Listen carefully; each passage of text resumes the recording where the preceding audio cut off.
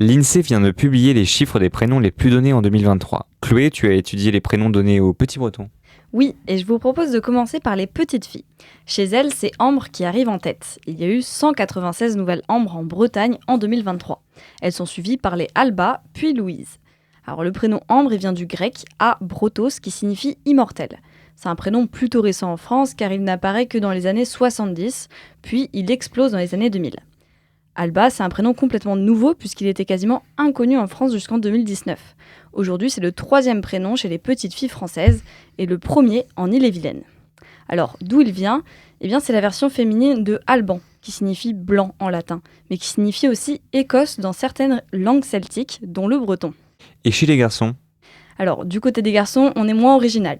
On trouve Raphaël en première place, avec 225 nouveau-nés en Bretagne en 2023, suivi de Louis et Gabriel. Des prénoms plutôt communs donc.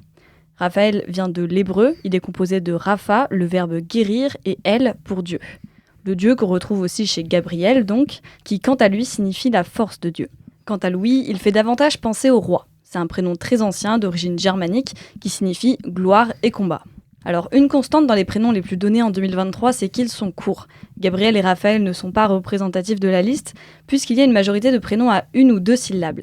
C'est par exemple Léo, Léon, Noé, Rose, Mia, Léna ou encore Eva.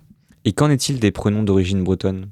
Eh bien, les prénoms bretons ne sont pas en tête, mais on en retrouve quand même quelques-uns. Chez les garçons, on a Malo à la 4e place, Maël juste derrière, puis un peu plus loin, Noël, Owen, Ewen ou encore Eloane. Chez les filles, ils sont plus bas dans le classement, mais il y en a toujours. On trouve par exemple Maëlys, Maëlle, Anaël, Maïna, Bleuen ou encore Maïwen.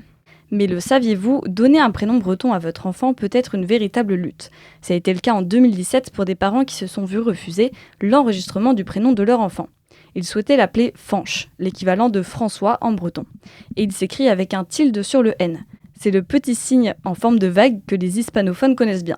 Selon une circulaire ministérielle de 2014, le signe n'est pas autorisé pour les prénoms français. Les parents ont dû s'engager dans 2 années de bataille judiciaire avant d'obtenir gain de cause. Mais la circulaire de 2014 n'a jamais été modifiée, donc les décisions de justice sur le prénom Fanche s'accumulent. En février dernier, après une énième affaire, le conseil municipal de Lorient a appelé le gouvernement à définitivement autoriser le tilde dans les prénoms.